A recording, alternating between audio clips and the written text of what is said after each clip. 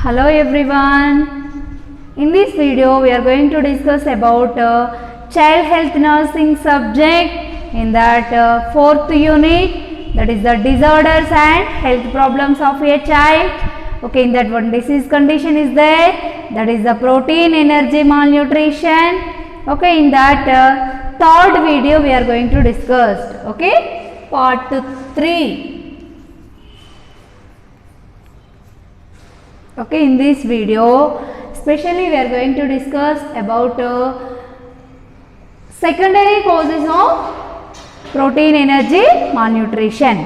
Okay, in these secondary causes especially repeat episode of diarrhea. Okay, the children having the repeat episode of diarrhea means many time they are excretion of stool due to the some infectious, some Escherichia coli or some parasitic infection.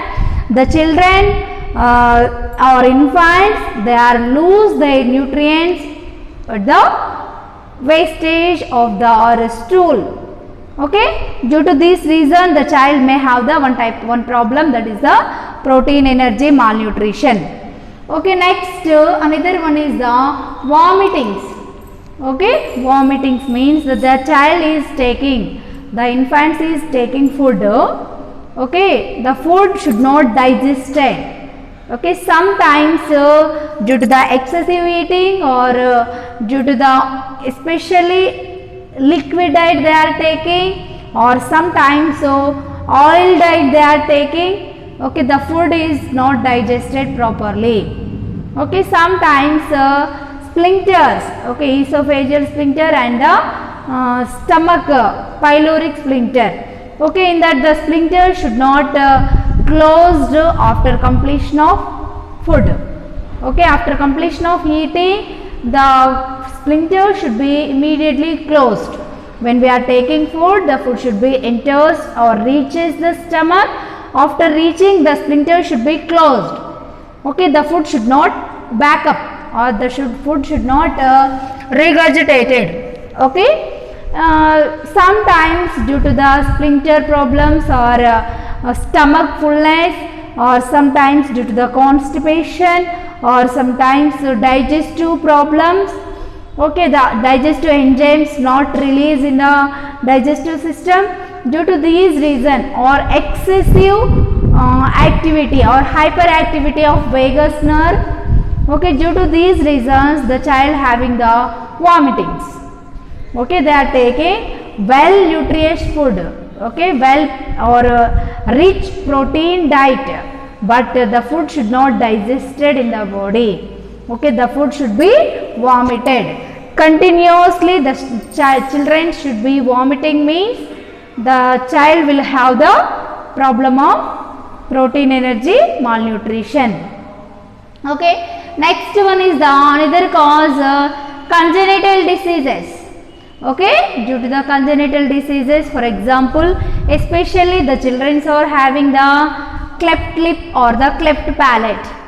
Okay, due to the cleft lip or due to the cleft palate, what happens means when they are taking food, the lip not giving some support for closing the mouth. Okay, sometimes in the cleft palate the food should not going to the esophagus.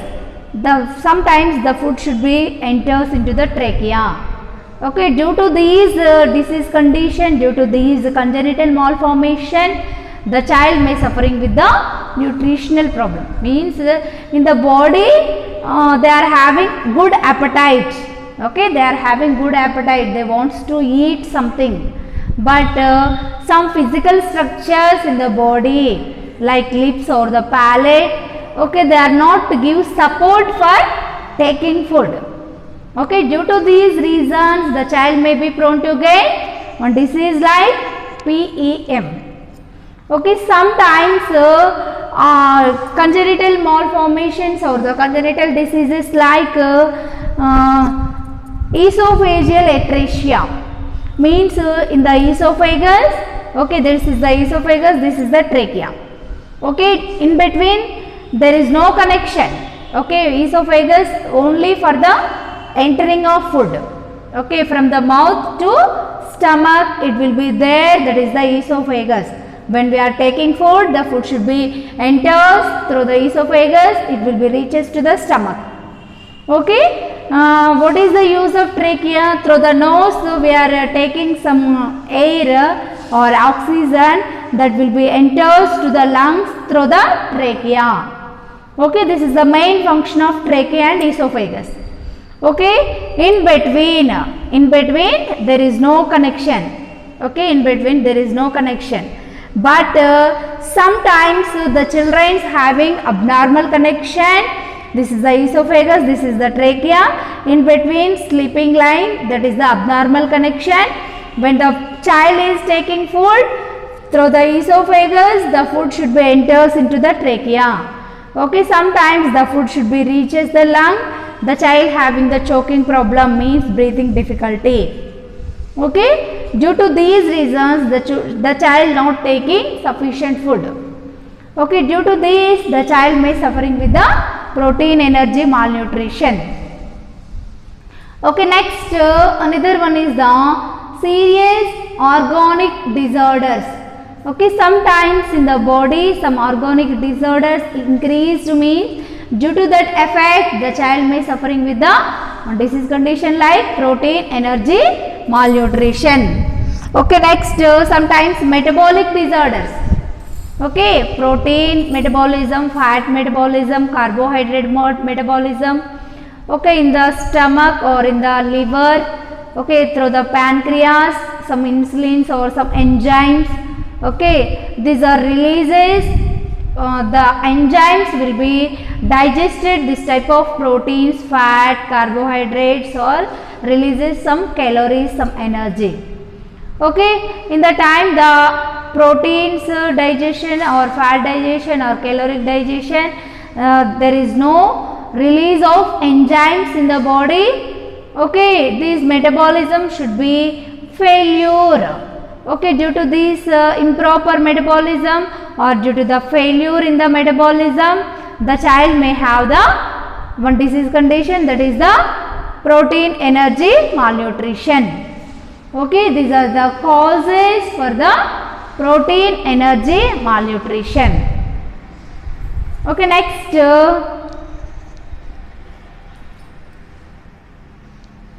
we are going to discuss about grading. Okay, grading of protein energy malnutrition. Okay, in this grading especially we are discussed depending upon the loss of fat. Okay, in the body the fat will be lost. Okay, due to that the grading marasmus will be divided into 4 grades. Okay, 4 grades will be divided. Okay, in the first grade 1, second grade 2, third grade 3, fourth grade 4. Okay, these 4 grades is there in the marasmus disease condition. How we are differentiate means depending upon the loss of fat. Okay, in the body which area the fat tissue will be lost, the fat will not accumulated. Okay, that we are divided into grade 1, grade 2, grade 3, grade 4. Okay, in the first grade 1, loss of fat. Okay, especially loss of fat in the area of axilla and groin.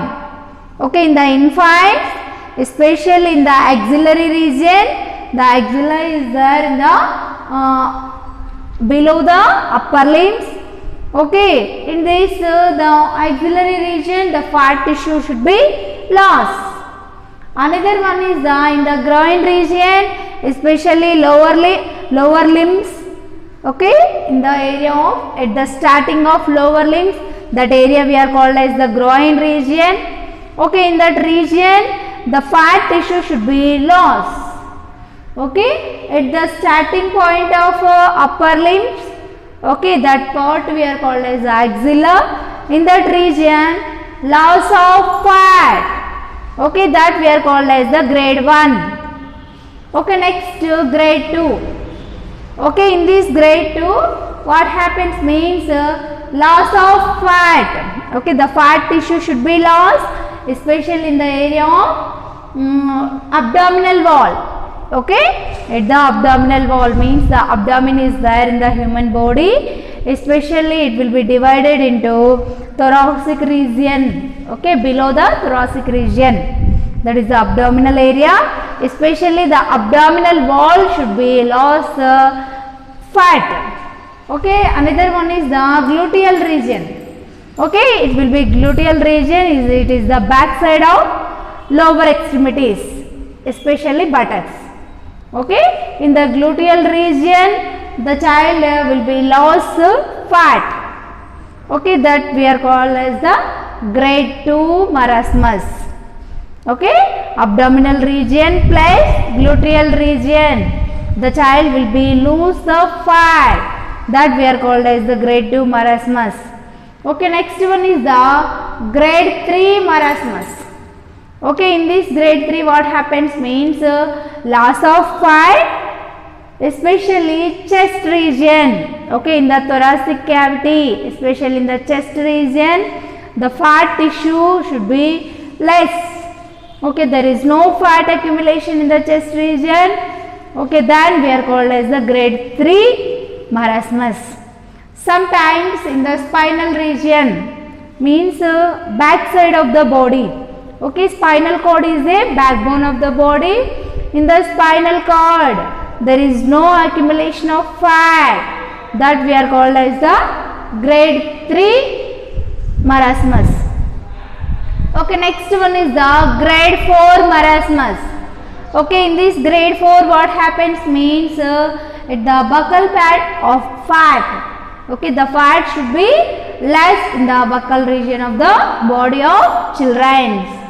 Okay, this is regarding grades of marasmus. Okay, thank you everyone.